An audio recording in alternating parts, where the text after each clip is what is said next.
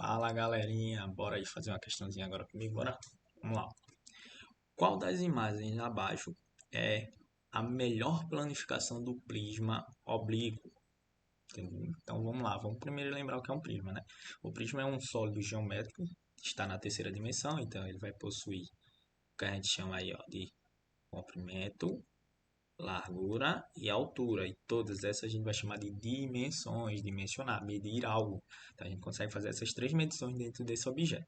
Quando a gente está falando de planificação, a gente lembra que esse sólido aqui, esse sólido, ele também pode ser obtido uma planificação dele, uma definição dele dentro de um plano geométrico, de uma folha, de uma cartolina, qualquer um desses.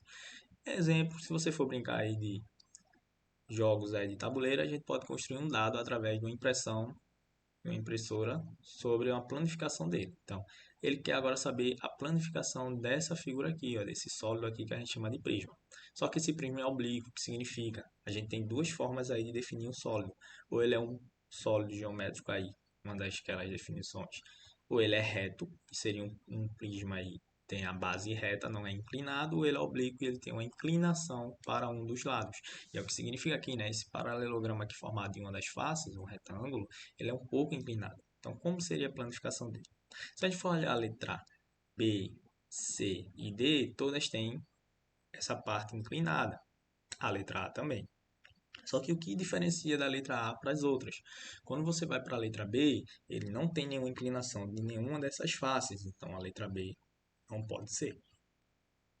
Quando a gente vai olhar a letra C, aqui, ela tem inclinações, só que, porém, a inclinação das faces da planificação desse objeto, poderia ser, ele tem uma inclinação para um lado e uma inclinação para o outro. Então, quando a gente iria montar esse objeto, ficaria uma face inclinada para um lado, na montagem dele, e outra face inclinada para o outro sentido. Não é o que ocorre, né?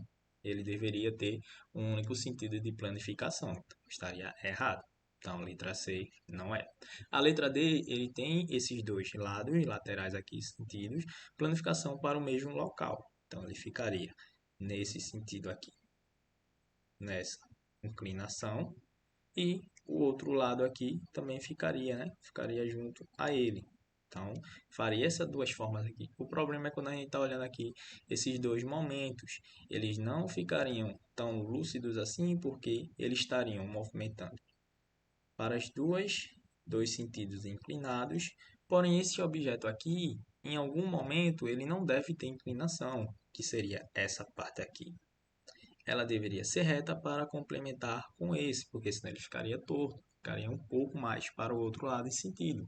E a definição de oblíquo, ele não deveria obter esses dois lados também tortos, inclinados para um lado, o que prejudica na formação desse objeto aqui. Então, não seria a letra D. Sobrando apenas a letra A, porque ela, como ele é oblíquo, ele define essas duas bases inclinadas, essas duas faces aqui, ó, seriam essas duas primeiras aqui, pagar aqui, ó. Seriam esses dois momentos aqui, essas duas faces, e algo que está um pouco atrás dela, mais ou menos atrás, e essas duas viriam retas para fechar e complementar esse objeto, formando assim a letra A. Então, letra A é a alternativa correta para a planificação desse prisma aqui oblíquo. Lembra que oblíquo é um sólido aí, um prisma aí que ele é um pouco inclinado, ele não possui uma parte reta. Então, espero que tenham entendido aí. Até uma mais.